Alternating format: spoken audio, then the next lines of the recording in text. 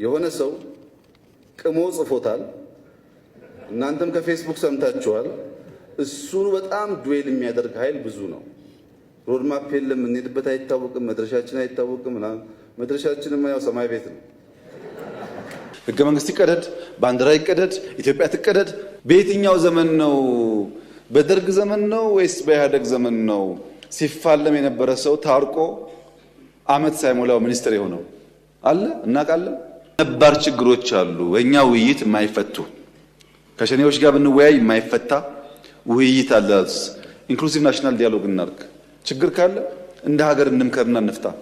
ኢትዮጵያ በሁለት እግሯ መቆም እንዳትችል የሚሹ የሚሰሩ ሀገራት ባሉበት ሁኔታ ኢትዮጵያውያን የናሽናል ኢንትረስትን ለይተው ማወቅ ካልቻሉ ለፖለቲካ ፍጆታ ብቻ ለጥላት ፍላጎትና ጥያቄዎች ተላልፈው ከተሰጡ የተሟላ ሰላም ማምጣት ያስቸግራል። የኢትዮጵያን እድገት እና በሁለት እግር መቆም የማይፈልጉ ሀገራት በጦርነት ሊያሸንፉን እንደማይችሉ ያውቁታል። ባዳዎቹ በደንብ ያውቁታል። ለምን? የኢትዮጵያን አቅም ላኪው ያውቀዋል፣ ተላላኪው ግን ይጓጓል። በተነገረው ቁጥር ዘሎ እዚህ የሚመጣ ስለሚመስለው ይጓጓል። ጉጉት የወለደው በሽታ ነው። እየተላከ እንደሆነ ያውቃል። በራሱ ዓላማ ላይ እንዳልቆመ ያውቃል። እሱ የያዘውን ሐሳብ ይዞ ቢመጣ ለውጥ እንደማያመጣ ያውቃል። ግን ጉጉት ይይዘዋል። ባለፈውም ብያለሁ፣ ኢትዮጵያ ውስጥ የሆነን ሰፈር እገነጥላለሁ የሚልም እጠቀልላለሁ የሚልም ገቢር ነበብ አይደለም።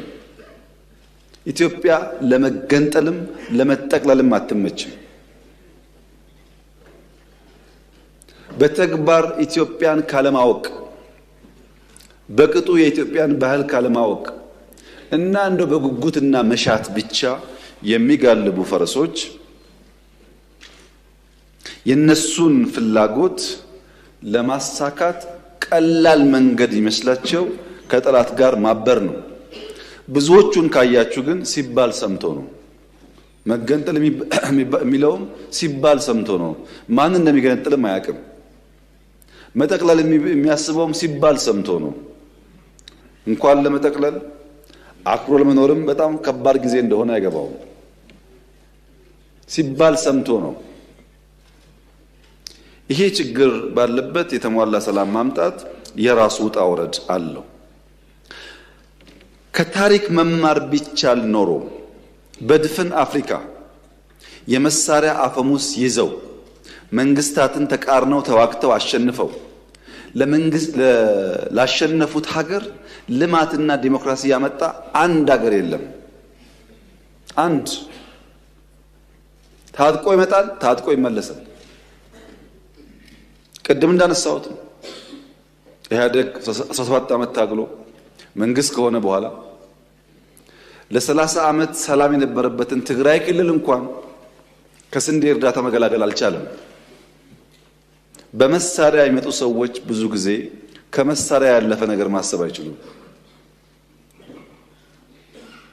ኢትዮጵያ ውስጥ ሰላማዊ የስልጣን ሽግግር ብቻ ነው የሚያስፈልገው። በሰላም ደግሞ መሄድ ትዕግስትና ጊዜ ይፈልጋል። ትዕግስትና ጊዜ ከሌለ አስቸጋሪ ነው። እኛ እንደ መንግስት ምን ተከተልን ያላችሁ እንደሆነ አንደኛ ችግር አለብኝ የሚል የትኛውም ኃይል ጋር መወያየት ነው።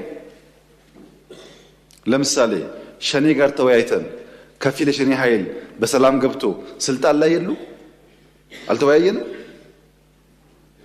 ከትግራይ ወገኖች ጋር ተወያይተን ከፊሎቹ ገብተው ስልጣን ላይ የሉ። እኔና ጌታቸው ረዳን በጋራ የሚያይ ሰው አሁን ይሄን መንግስት አይወያዩም ብሎ ቢያስብ አይገርምም?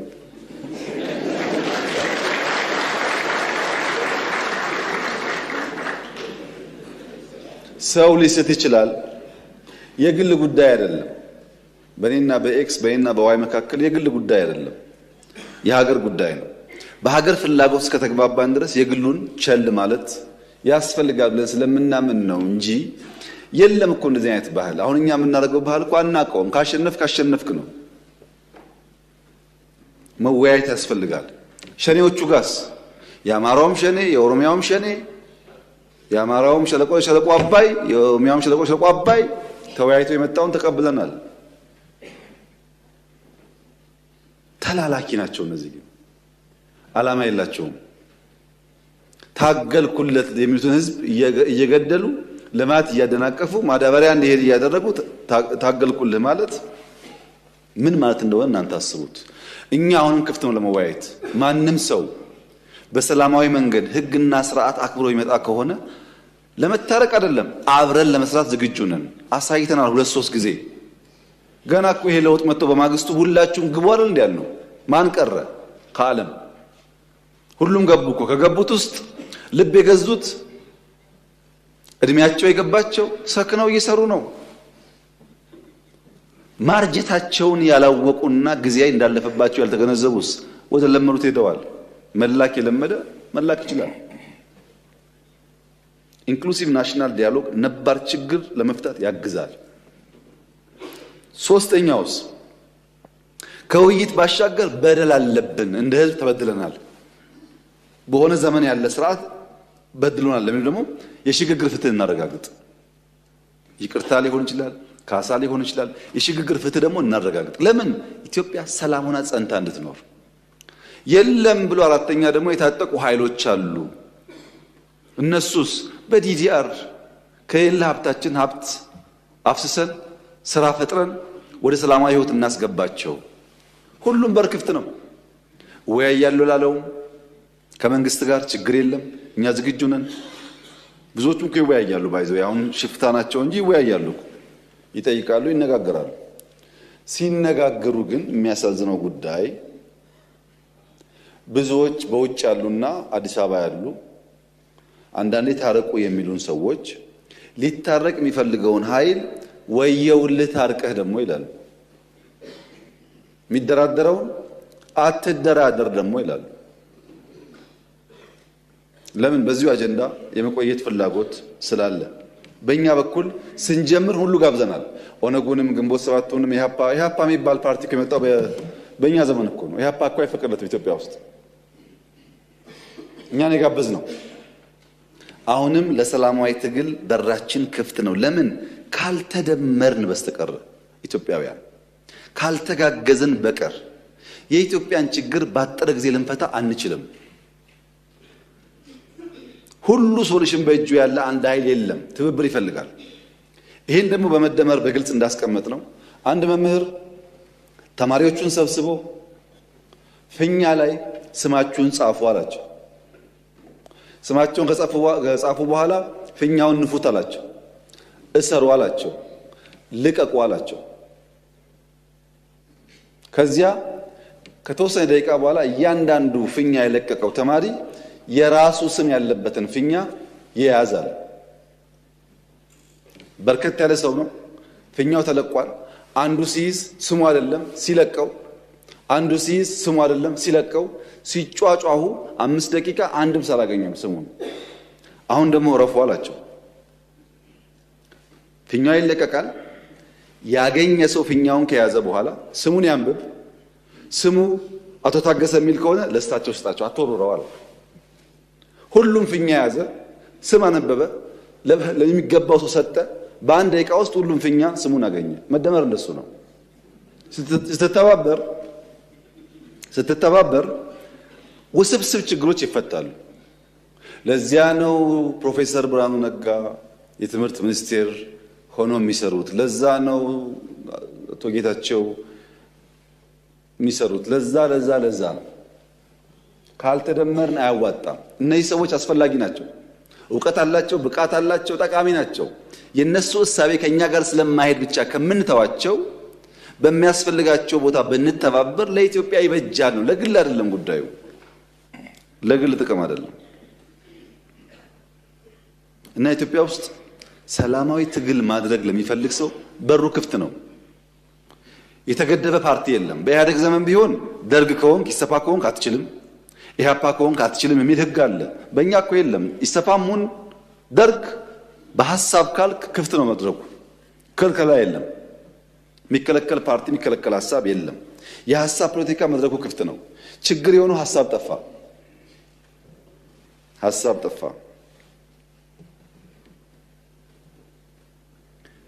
ሐሳብ መጥፋቱን ለማወቅ የነዚህን ባንዳዎች ውሎ ማየት በቂ ነው። ሰው እኮ ከፍሬው ይታወቃል። ባይናገርም ከፍሬው ይታወቃል። ውሏቸውን ስታዩ ዛፍ በፍሬው እንደሚያስታውቀው ሁሉ እነሱ ያስታውቃሉ። ለምሳሌ ፓርቲ የሌለበት ሀገር፣ ምርጫ የሌለበት ሀገር፣ ህገ መንግስት የሌለበት ሀገር፣ ወጣት የሌለበት ሀገር፣ ተስፋ የሌለበት ሀገር ተለጥፎ ለኢትዮጵያ ተስፋ ሊያመጣ የሚችል ሰው የለም። ከማን ነው የሚማረው? የእነሱን ዲሞክራሲ እንዳይል መንግስት አይታወቅ፣ ካቢኔ አይታወቅ፣ ፓርቲ አይታወቅ፣ ህገ መንግስት የለ፣ ምርጫ የለ። እዛ ተለጥፎ ስለ ምርጫ መጠየቅ አይገርምም? ግን ምርጫ የሌለበት ተለጥፎ ስለ ምርጫ መጠየቅ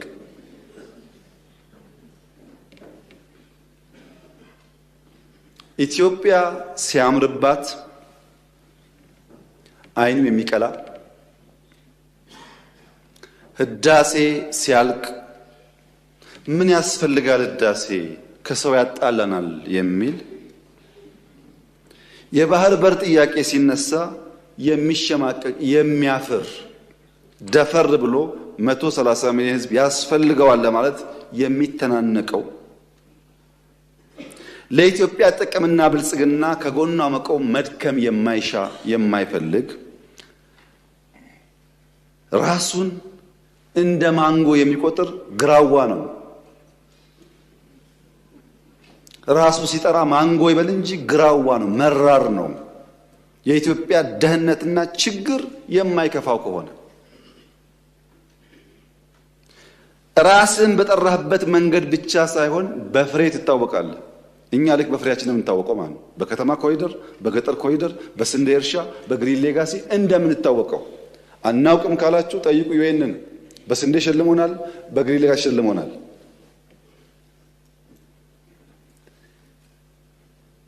የሚያሳዝነው ነገር ኢትዮጵያ ውስጥ ትናንት ገንጣይ አስገንጣይ የሚባለው ስብስብ የነፃ አውጪ የሚባል ስብስብ ፓርቲ ለመባል የመጀመሪያው ፕሮግራሙ ላይ የሚጽፈው የኤርትራ ጥያቄ የቅኝ ግዛት ጥያቄ መሆኑን እቀበላለሁ ነበር የሚለው።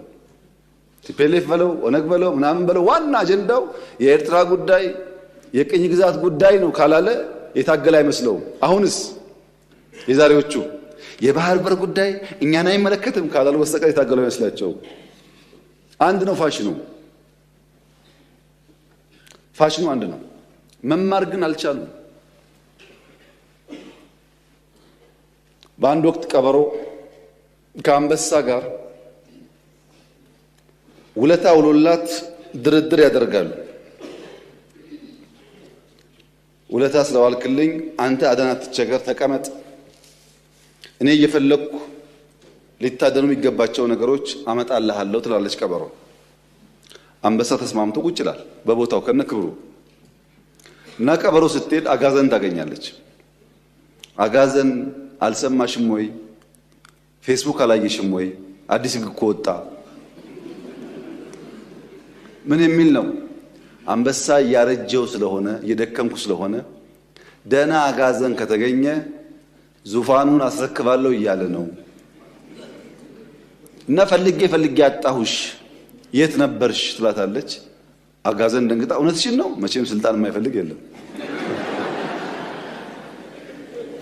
እውነትሽን ነው ትላታለች። አዎ በእኔ እንሂድ ላሳየሽ። ልክ አንበሳ ጋር ሲደርሱ ያውልሽና አነጋግሪው ትላታለች። አጋዘን አገር ሰላም ነው ብላ ልታናገር ስትሄድ አንበሳው አፈፍ ሲያረጋት ግጭት ይፈጠርና በግድ ታመልጣለች። ግን አንድ ቀንዷ ይሰበራል። መታ ቀበሮ ዋጋ አንቺ ጨካኝ ዋሾ አታለልሽኝ፣ እንዴት ልታስበይኝ በተንኮል ታመጭኛለሽ? አንበሳው እኮ ሲታገለኝ አንድ ቀን እንዴት ተሰበረ ትላታለች። ወይ አጋዘን ለካ እንደዚህ ሞኝ ነሽ። እሱ እኮ ቀንሽ የሰበረው ንግስናውን ሊያስቀምጥብሽ ቀንድ ስላልተመቸው ለማስተካከል ነው እንጂ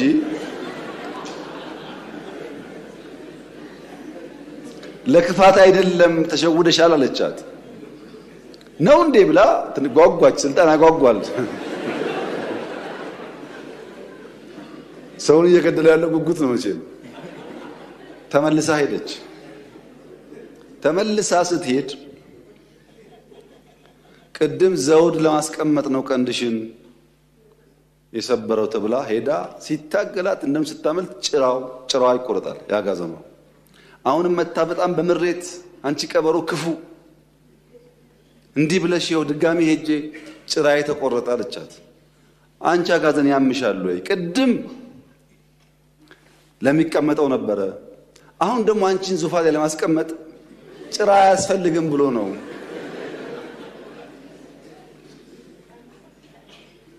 አልገባሽም አለቻት። አሁንም ስልጣን ያጓጓል።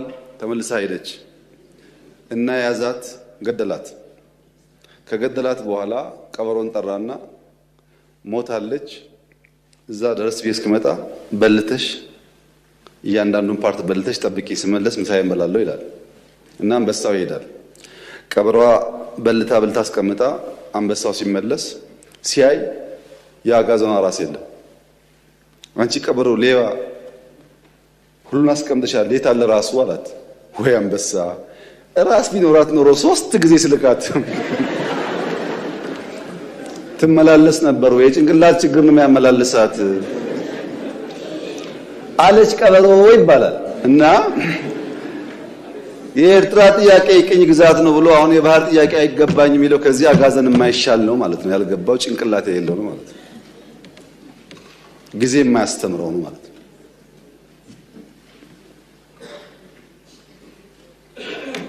ይሄ እንደተጠበቀ ሆኖ ሰላም ያስፈልጋል ላላችሁት ያስፈልጋል። ከዚህ ቀደም ብያችኋለሁ። አሁንም እስቲ 10 ሰው አይደለም 1 ሰው አምጡ፣ አነጋግራችሁ አምጡና እኛም ቢስል ጠይቁን። እየገባ ነው በየቀኑ እኮ 10ም 20ም 100ም እየገባ ነው። ግን እናንተም ካለ አምጡ። እኛ የምንፈልገው ሰላም ነው። ፕሪቶሪያን በሚመለከት ፕሪቶሪያ እንኳን ትንሽ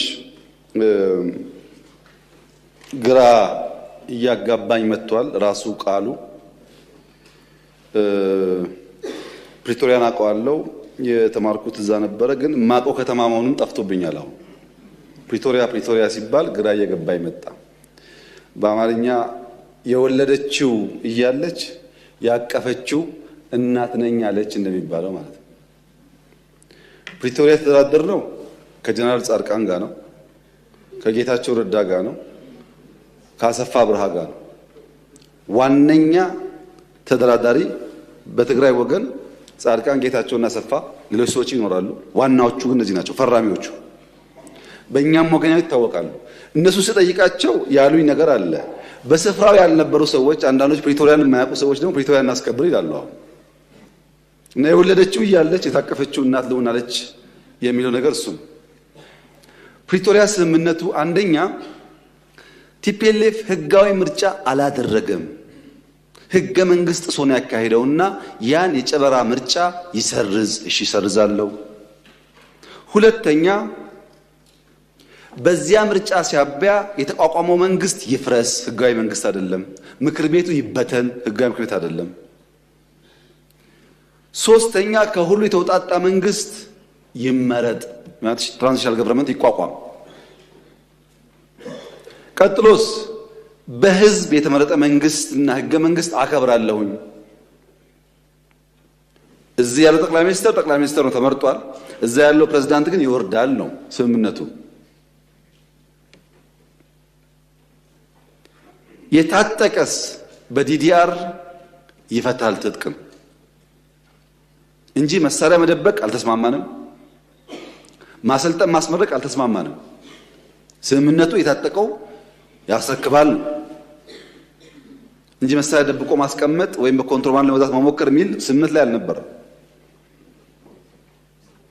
የተፈናቀሉስ ይመለሱ ወደ ቀያቸው። ልክ ራያ ላይ እንደመለስ ነው፣ ጸለምት ላይ እንደመለስ ነው፣ ወልቃይትም መመለስ አለበት። ይሄ የመንግስት ጽኑ አቋም ነው። ይመለሱ።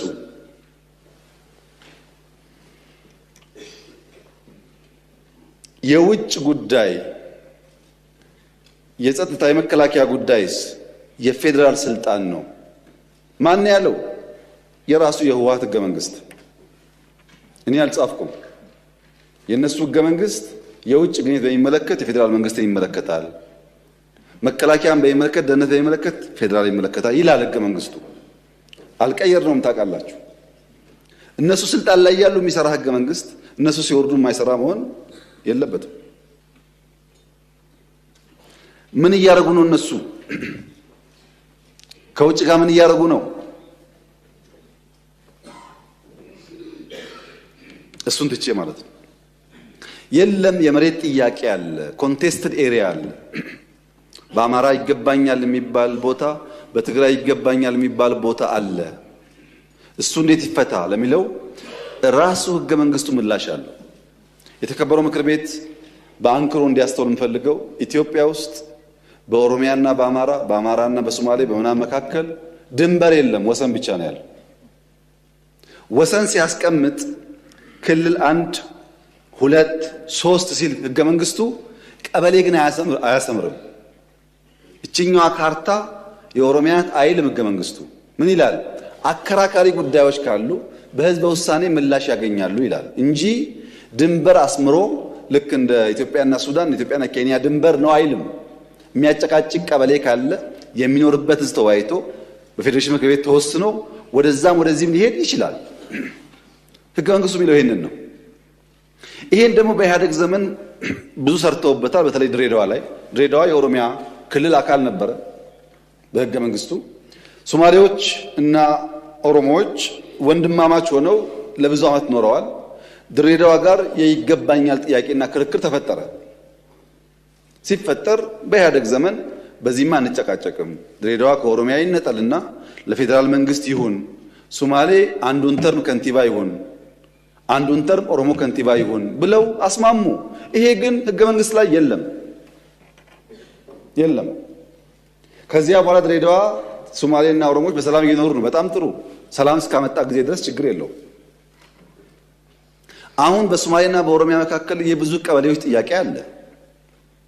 ብዙ በሲዳማና ወላይታ መካከል አለ ጥያቄ።